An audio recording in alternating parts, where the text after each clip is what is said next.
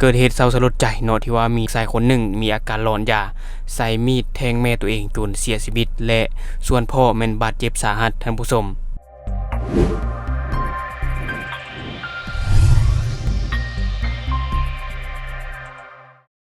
สบายดีท่านผู้ชมกลับมาพบกับช่อง Talk the New แล้วข้อที่เราอยากจะนำเสนอในมื้อนี้ก็ถือว่าเป็นปรากฏการณ์ย่อท้อของสังคมลาวเฮาในปัจจุบันเนาะถ้าว่าเราสังเกตเบิ่งในปัจจุบันก็ถือว่ามีการเกิดขึ้นเรื่อยๆเนาะกับเหตุการณ์ที่ว่ามีการฆ่าล้างฟันแทงกันอย่างต่างๆเนาะโดยอาการแบบเสพยาเกินขนาดหรือว่าอย่างต่างๆเนาะเพราะว่าในช่วงที่ผ่านมาก็มีเหตุการณ์ที่ว่าพวกเอาปืนยิงเมียแล้วยิงตัวเองเสียชีวิตคาที่เนาะก็คือเหตุการณ์นี้ก็ยังบ่ทราบสาเหตุว่าเกิดมาย้อนสาเหตุใดจึงว่ามีการยิงกันเนาะจนเสียชีวิตและในเหตุการณ์นี้เองก็คือว่ามีผู้ชายคนหนึ่งเนาะอายุ35ปีนี่แหละท่านผู้ชมเนาะซึ่งสันนิษฐานว่ามีการเสพยาเกินขนาดเนาะและมีอาการหลอนยาจนเฮ็ดให้มีการเอามีดไปแทงแม่ตัวเองเนาะเอามีดไปแทงแม่ตัวเองจนเสียชีวิตและส่วนพ่อมันบาดเจ็บสาหัสท่านผู้ชมต่อกับเหตุการณ์นี้เนาะเพจความสงบของสปป.ลาวเนาะแล้วก็วิทยาการตำรวจประชาชนลาวก็ได้นำเสนอออกมาคือกันก็คือในข่าวเขาเจ้าเขียนไว้แล้วนี่ท่านผู้ชมในเมื่อวันที่14พฤษภาคม2025ที่ผ่านมาเจ้าหน้าที่แผนกตำรวจหน่วยงานสืบสวนสอบสวนคดีอาญากองบัญชาการปกส.เมืองวาปีแขวงสารวัตรเนาะหลังจากได้รับการรายงานจากเจ้าหน้าที่ปกส.บริการประชาชนอยู่จุดที่5ว่ามีคนก่อเหตุฆาตกรรมอยู่สวนมันบ้านขะเมาเมืองวาปีแขวงสารวัตรมีผู้ได้รับบาดเจ็บสาหัส1คือท้าวฝ่ายอายุ56ปีและมีผู้เสียชีวิต1คนคือว่านางสายเนาะนางสายอายุ55ปีส่วนผู้ก่อเหตุคือท้าวโกมอายุ35ปีทั้ง3คนเป็นพ่อแม่ลูกกันเนาะอยู่บ้านขะเมาเมืองวาปีแขวงสารวัตรส่วนนางแพงลูกสาวของผู้เสียชีวิตซึ่งเป็นผู้เห็นเหตุการณ์ให้รู้ว่าในเมื่อวันที่14พฤษภาคม2025เวลาประมาณ 23:00 นหรือว่า 11:00 นกลางคืนท่านผู้ชมท้าวโกมได้ย่างออกไปป่าให้ฮอดเถียงให้แล้วท้าวโกมก็ได้เว้าขึ้นอยู่ผู้เดียวและทางห้องให้จนฮอดเวลาประมาณ 00:00 นหรือว่าเที่ยงคืนท่านผู้ชมท้าวฝ่ายผู้เป็นพ่อกับนางสายผู้เป็นแม่ได้พากันจับท้าวโกมเพื่อจะพาผู้เกี่ยวไปอาบน้ำหลังจากนั้นท้าวโกมก็ได้ฟึดออกและท้าวโกมจึงได้เอามีดอยู่ในเอวของผู้เกี่ยวมาแทงพ่อประมาณ10-15 ครั้ง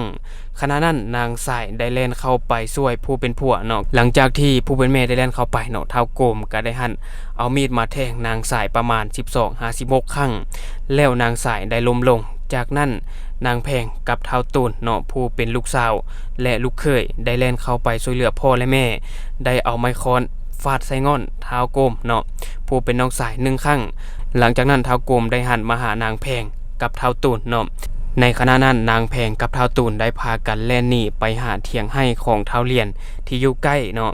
ส่วนท้าวฝ่ายผู้เป็นพ่อแม่นได้แล่นไปหาเถียงให้ของท้าวดายผู้เป็นน้องของแม่เนาะท่านผู้ชมหลังจากนั้นท้าวดายได้พาผู้เป็นพ่อหรือว่าท้าวฝ่ายไปส่งอยู่ห้องหมอชุมชนเมืองวาปีแขวงสารวัตรเนาะท่านผู้ชมส่วนท้าวโกมแม่นได้โมสุมยาเสพติดและเคยดัดสร้างอยู่คายคุมขังดัดสร้างนาใสเป็นเวลา3 ปี 4 เดือนเนาะท่านผู้ชมและผู้เกี่ยวได้ออกจากคายคุมขังดัดสร้างนาใสในระยะเดือนเมษายน2025ปัจจุบันเจ้าหน้าที่วิสาเฉพาะได้กักตัวท้าวโกมพร้อมของกลางมีด1ด่วนมาสอบสวนสืบสวนเพื่อดำเนินคดีตามกฎหมายเนาะท่านผู้ชมอันนี้ก็ถือว่าเป็นเหตุการณ์ที่น่าเศร้าสลดใจนะท่านผู้ชมและก็ถือว่าเกิดขึ้นอย่างต่อเนื่องในลาวในปัจจุบันเนาะเกี่ยวกับว่าการเสพยาเกินขนาดแล้วเฮ็ดให้มีการหลอนยาเนาะจนเฮ็ดให้ไปทำลายผู้อื่นเนาะทำลายผู้เป็นพ่อเป็นแม่จนเฮ็ดให้ถึงแก่ชีวิตท่านผู้ชมอันนี้บ่ฮู้ว่าเอาหยังเฮ็ดใจเนาะบ่ฮู้ว่าคิดได้แนวใดถึงกล้าไปทำลายผู้อื่นเนาะอันนี้แหละผลเสียของการเสพยาเสพติดเกินขนาดเฮ็ดให้ไปทำลายผู้อื่นถึงแก่ชีวิตซึ่งถ้าเราวิเคราะห์เบิ่งแล้วเนาะสำหรับผลกระทบของยาเสพติดถือว่าเป็นปรากฏการณ์ย่อท้อของสังคมลาวในปัจจุบันเลยก็ว่าได้เนาะเพราะว่าหลังจากที่หลายๆคนได้เสพยาเสพติดว่าปรากฏการณ์ย่อท้อของสังคมลาวส่วนใหญ่ก็เกิดมาจากคนที่เสพยาคนที่ติดการพนันเนาะคนที่ชื่อว่าจะได้บ่มีเวียกเฮ็ดงานทำเนาะไปหาขี้ลักหรือว่าบางคนก็ติดยาแล้วบ่มีเงินซื้อยาเนาะก็ไปเป็นขี้ลักมักจกลักเข้าเฮือนประชาชนอย่างต่างๆแม่นบ่หรือว่าไปลักรถจักรลักเครื่องวัตถุมีค่าของประชาชนทั่วไปหรือว่าไปปุ้นปี้สิ่งทรัพย์ประชาชนเนาะอันนี้ก็ถือว่าพบเห็นเรื่อยๆแม่นบ่ท่านผู้ชมนี่แหละปรากฏการณ์ย่อท้อของสังคมที่แท้จริง แม่นบ่และที่ผ่านมาก็มีคือกันแบบว่าเมายาแล้วไปทำร้ายพ่อทำร้ายแม่แบบว่าพ่อแม่บอกสอนแล้วว่าเขาร้ายจังซี่จังซั่นเนาะบ่มักเขาบอกเขาสอน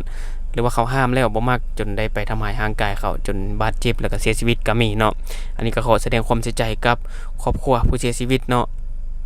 และทั้งหมดก็คือข้อมูลเล็กๆน้อยๆที่เก็บมาฝากท่านผู้ชมในมื้อนี้สำหรับท่านผู้ชมคนใด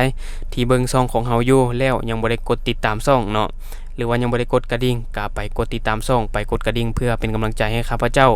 ได้ผลิตคลิปดีแบบนี้ออกมาเรื่อยๆหรือสำหรับท่านผู้ชมคนใดมีความคิดความเห็นอยากตำหนิติเตียนก็สามารถฝากไว้ได้ภายใต้คอมเมนต์ของเฮาแล้วเฮาจะเข้าไปอ่านแล้วก็ตอบแลกเปลี่ยนประสบการณ์นํกัน